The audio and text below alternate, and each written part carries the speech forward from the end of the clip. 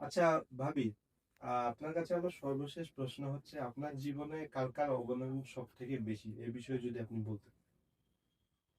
এ বিষয়ে বলতে গেলে সবচেয়ে অবদান বেশি হলো সর্বপ্রথম বাবা মার।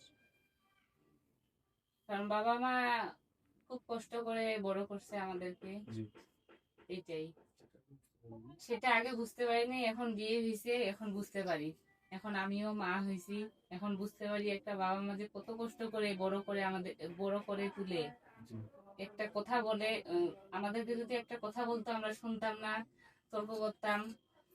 তখন বাবা মাকে যেটা কষ্ট, বাবা মা তো এখন এইটা বুঝতে পারতেছি। এখন আমিও মা হয়েছি, আমার মেয়ে যদি কখনো আমার সাথে একটা খারাপ ভাবে একটু ইয়া করে, আমার খুব কষ্ট লাগে। সে যদি রাগ হয়ে থাকে, ইয়া হয়ে থাকে, আমাকে কষ্ট লাগে খুব। সেরকম আমরাও ছিলাম বা ছোটবেলায়। তারপরে তারপরে অবদান হলো সংসার জীবনে স্বামী। আমার স্বামী আমাকে খুব সাপোর্ট দেয়। আর আমার স্বামী যদি কখনো আমাকে খুব কড়া ভাবে কথা বলে, আমার খুব কষ্ট লাগে। তখন মনে হচ্ছে সারাদিন আমার যে কেমন লাগে, বলে বুঝাইতে পারবো না তোমাকে। এইটাই। তারপরে সংসার জীবনে বলতে গেলে আমার একটা ভাইয়া আছে। আমার ভাইয়া একদম মানে নিজের ভাইয়ের মতো আমাকে, মানে কি বলবো তোমাকে, বলে বুঝাইতে পারবো না। খুব নিজের ভাইয়ের মতো আমাকে দেখছে। কখনো আমাকে কষ্ট পাইলে, আমি যদি কষ্ট পাই ও কষ্ট পাইতো, আমাকে কখনো অভাব বুঝতে দেয় নাই। মানে তোমাকে কি বলবো, এটা বলে আমার ভাষা নাই। এইটাই। আচ্ছা, ঠিক আছে। এখন আমি যেতে চাচ্ছি রাকিব ভাইয়ের কাছে। আমি দেখছি আপনি জীবনে প্রচুর কষ্ট করছেন, প্রচুর কষ্ট করছেন। এই কষ্ট মুখে কথা দিয়ে বাক্যের মাধ্যমে প্রকাশ করার মতো না। ঠিক আছে। এখন আপনি আপনার সন্তান অথবা যারা ইউথ, যারা তরুণ, আপনার জীবনে সব থেকে বেশি কষ্ট এবং স্মরণীয় দিন, এই বিষয়ে যদি অথবা কোনো ঘটনা, স্মরণীয় ঘটনা যদি আমাদের সাথে শেয়ার করতেন। সবচেয়ে কষ্টের ঘটনা বলতে মনে থাকার পরে সেটাই যে আমার আব্বা অসুস্থ ছিল, মেডিকেলে ভর্তি ছিল। তো অনেকদিন অসুস্থ ছিল, প্রায় অনেকদিন। তার ব্রেন স্ট্রোক করছিল, অনেকদিন অসুস্থ, মেডিকেলে ভর্তি ছিল। বাসায় ছিলাম আমি, আম্মা দেখাশোনার দিন আসলে মেডিকেল। তো লং টাইম চিকিৎসা করার পরে একদিন হঠাৎ করে রাতে ফোন দিয়ে বলে, আম্মা আম্মা যে তোর আব্বার খুব সমস্যা, শরীর ফুলে যাচ্ছে, খুব সমস্যা, ডাক্তার তো ইমিডিয়েটলি আসতে বলতেছে। তো ওদের এরকম পরিকল্পনা ছিল না, তারা আমি সকালেই চলে আসছে মেডিকেল থেকে, মনে পড়ে। তো ওটা আসার তখন যখন ফোন দেয়, তখন মানে আমার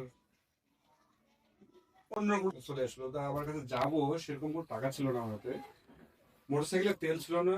খুব স্মরণীয় বিষয়, এই আমার গা সেরে গেল কথাটা সব মনে পড়ে।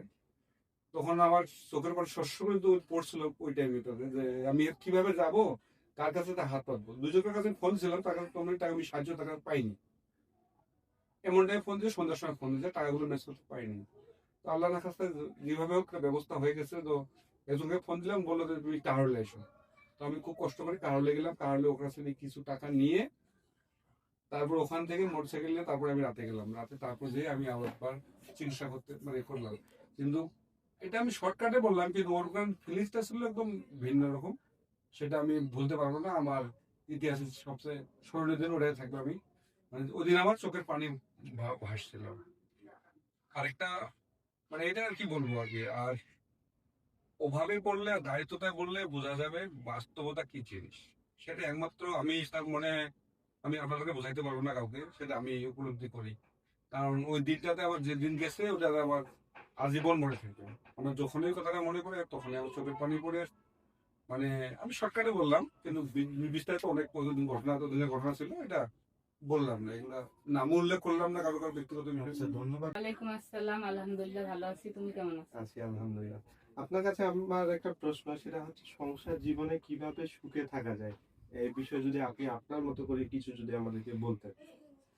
সংসার জীবনে সুখে থাকতে হলে সবচেয়ে বেশি বেশি লাগে, স্যাক্রিফাইস করতে লাগে। স্বামী সবসময় যদি পাশে থাকে, একটা মেয়ে সবসময় ভালো হয়ে চলতে পারে। স্বামীর প্রাধান্যটা বেশি। তারপরে যে দেখো যে সংসারে অনেক রকম কষ্ট ইয়া থাকেই। চলতে ফিরতে। তখন ওইটা ধরো যে আমাদেরকেও মেয়ে মানুষকে অনেক ধৈর্য নিয়ে থাকতে লাগে। ধৈর্য না থাকলে সংসার কিন্তু টিকে থাকে না। আর বিশ্বাসটা কিন্তু সবচেয়ে একটা বড় জিনিস। বিশ্বাসটা রাখতে থাকে, পরিবারে একটা সংসারে থাকতে গেলে বিশ্বাসটা লাগে। এই জন্য স্বামীর সাপোর্টটা সবসময় বেশি লাগে। বাদ বাকি মানুষের কথা বলবো না, কিন্তু স্বামীর সাপোর্টটা সবসময় বেশি। এই হিসাবে ছেলে মানুষ সুখের মূল কারণ হলো ফ্যামিলি সুখ থাকলে একটা পরিবারের সবাই সুখী। পুরুষ মানুষ সারাদিন শ্রম দেওয়ার পরে যে বাসায় এসে দেখেন ফ্যামিলি সুখে আছে, খুশিতে আছে, সেটা আছে, তাহলে তাকে খুবই প্রাণপ্রফুল্ল লাগে, একদম আন্তরিকতা, খুব খুশি লাগে, একদম সব ক্লান্তি ভুলে যাওয়া যায়। কিন্তু সেটা যদি বাইরে থেকে এসে দেখা বাসায় বসাতে, সেটা খুব খারাপ লাগে। সেই দৃষ্টিকোণ থেকে আমার ব্যক্তিগত জীবন থেকে আমি সেটা পাইনি। খুব ভালো সাপোর্ট পেয়েছি আমার বউয়ের। আমার বউ হিসাবে আলহামদুলিল্লাহ খুব ভালো। তার মানে তার প্রায় মানে যে উনি যে স্যাক্রিফাইসটা করে, এই স্যাক্রিফাইস বললো আমার জীবন লাইফে থেকে এরকম জীবন সঙ্গী পেয়ে আমি ধন্য। আমি তো এখনো ব্যাচেলার, জি। তো এটা আমার জানার ইচ্ছা হচ্ছে যে অনেকেই তো বলে যে বিবাহিত জীবন, অনেকেই আমাকে বলছে, আমি শুনেছি, দেখছি ইন্টারভিউ, অনেকে বলে যে বিবাহিত জীবনে তারা সুখে নাই, তাদের ব্যাচেলার লাইফটাই বেশি এনজয় করতো তারা। তো বিয়ে হওয়ার পরে তাদের মধ্যে অনেক চেঞ্জ। তো আপনি কি মনে করেন, আপনার মতে বিবাহিত লাইফটা আপনি কি খুব এনজয়েবল লাগতেছে, না আপনার ব্যাচেলার লাইফটা এনজয় ছিল? আপনি যদি আপনার মতো করে বলতেন। আমরা হলাম ইসলাম ধর্মের লোক।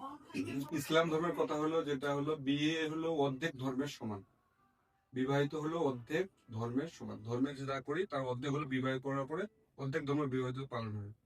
সেটাকে তারা যদি সুখে মনে করে সুখে, যেটা মনে করে সুখে দিলেও সুখ, কিন্তু সেটাকে সুখ মনে করে নিতে হবে। আর বিয়ে করলে আলাদা আলাদা বরকত দান করে, হেদায়েত দান করে, যেটা আমার ক্ষেত্রে ঘটছে। আমি আগে অন্যরকম ছিলাম, এখন আমার জীবন লাইফ অন্যরকম।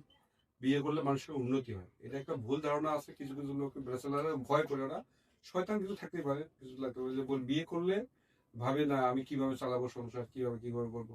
আল্লাহ তাআলা তা করে না। তা আমার ক্ষেত্রে তা দৃষ্টিমান দেখা যাচ্ছে, যেখানে আমার কি ছিল, এখন আমি বর্তমানে কোথায় আছি, সেটা আল্লাহ তাআলা আমাকে নিজে আল্লাহ তাআলা ঢালিয়ে দিচ্ছে।